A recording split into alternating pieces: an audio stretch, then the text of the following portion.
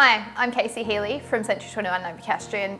Today, I'm just going to go through with you the new lease, the new standard form agreement, standard residential tenancy agreement. So a couple of changes within these regulations that are due to take effect on the 23rd of March. So I thought I'd run through the lease in detail and what the changes are so you're aware moving forward. So the first one is, it says the agreement, and where we have landlord's details, we now actually have to provide an email or a contact phone number for the landlord written on the tenancy agreement. So basically the tenant gets the landlord's email or phone number depending what their landlord prefers. So that's a really big thing.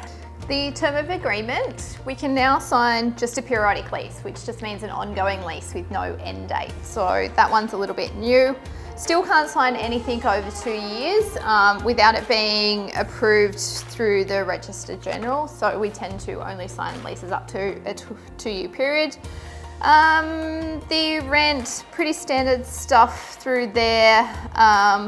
So it's payable in advance starting on. Under Section 33 of the Residential Tenancy Act 2010, the landlord's agent must not require a tenant to pay more than 2 weeks rent in advance under this agreement.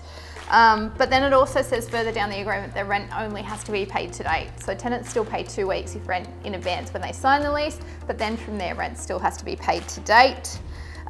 We have to use the rental bonds online account, which is fine. It's much easier for us and streamlines processes. It goes through maximum number of tenants in a property, urgent trades, which we list through there. Water usage, is it payable? Yes. Utilities, so we have to, they've added, is the electricity supplied to the premises from an embedded network? So that's that bulk buying of electricity then sold through to each lot, usually in a strata complex. Same with gas. More details about smoke alarms. So we have to say what type of smoke alarm they are they battery operated, are they hardwired, when were the batteries changed, or are they maintained by strata? We have to give the tenant a copy of the bylaws if it's covered by strata bylaws. Notices, giving notices and signing documents electronically, so the tenant signs that we can serve termination rent increases electronically to them. Does the landlord give consent for that? So the landlord also has to give consent for receiving notices electronically. Condition report, it must be completed prior to signing the lease. So previously, if we had a vacant property and a tenant was moving in a week's time, we'd sign the lease straight away knowing that we've secured the tenancy, then do the ingoing condition report a day or two before they're due to pick up the keys. Now we can't do that. That condition report has to be completed before signing the lease.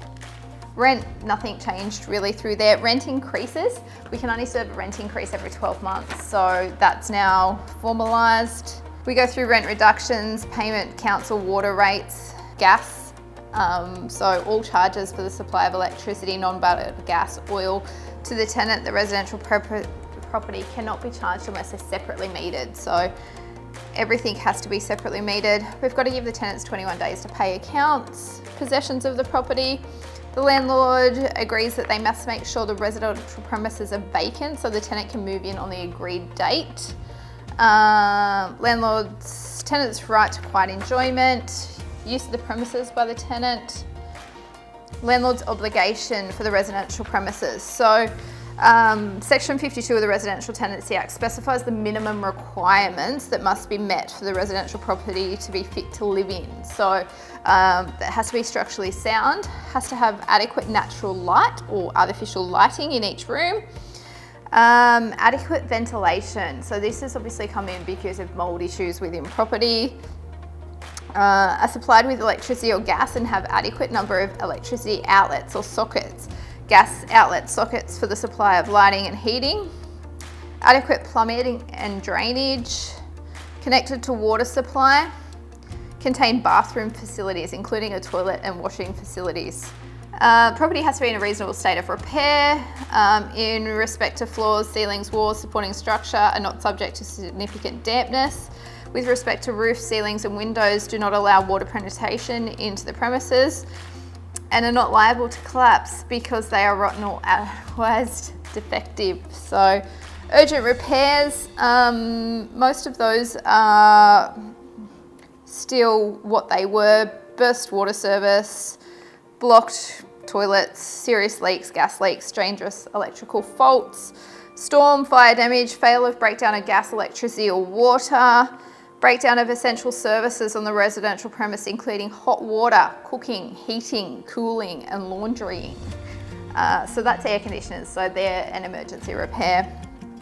Any fault or damage that cause the premises unsafe or insecure. We then move through to landlord access, publishing photographs. So without, it reads, the landlord agrees that the landlord or landlord's agent must not publish any photographs taken or visual recordings made inside the residential premises in which the tenant's possessions are visible unless they obtain written consent first. So we do have a form that when we're signing a residential tenancy agreement with a tenant, that we're seeking their permission at the start of the tenancy to use photographs and take photographs of the property. So that covers us for that one there. The only way we wouldn't use those photos is if a tenant is part of domestic violence or it could cause some harm to the tenant under the domestic violence. Fixtures, alterations, additions and renovations. So the tenant agrees not to install any fixture or renovate a property without the landlord's consent.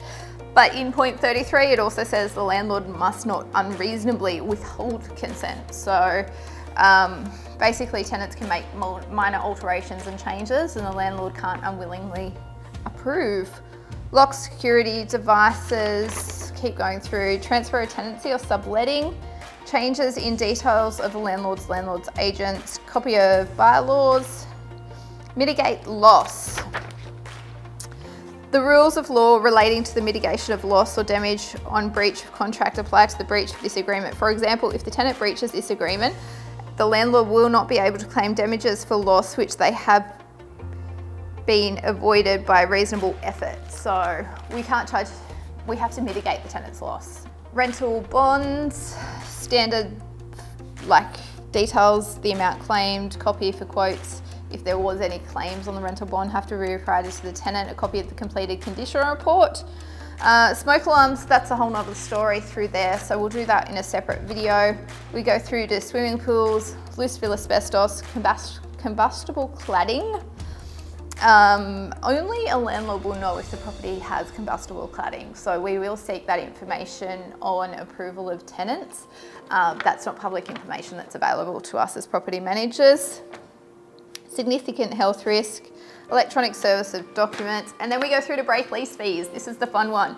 So big changes in relation to break lease fees. So within 4 weeks rent if the lease is within the first 25% of the term. 3 weeks in the first between 25 and 50, between 50 and 75, 2 weeks break lease fee, and in the last 25% of the lease, the tenants pay 1 week's break lease fee. What's this going to mean? It's going to mean that we're not going to get notice periods from tenants. Tenants are going to come in and hand their keys back and say, I'll pay my week's rent, and they're finished with their tenancy agreement. That's their obligation under the lease. Unless the lease is expired, then it reverts back to 3 weeks, 21 days notice. So this then points to the question, do we renew leases? So we will discuss this with you at time of lease renewal, give you all of the information available for your final decision moving forward, whether you renew your leases or you keep them on expired. So then we move through to additional terms, an additional term in relation to pets. So the tenant agrees to supervise the animal within the premises, ensure the animal doesn't cause a nuisance, ensure the animal is registered and microchipped, comply with any council requirements. The tenant agrees to have carpet professionally cleaned or to pay for the cost of having the carpet professionally cleaned at the end of tenancy. It doesn't actually state anything there in relation to flea sprays. So we do require tenants to have flea sprays on vacate. We can still put that into our leases. And that's basically it. That's the lease, the residential tenancy agreement in detail with the changes.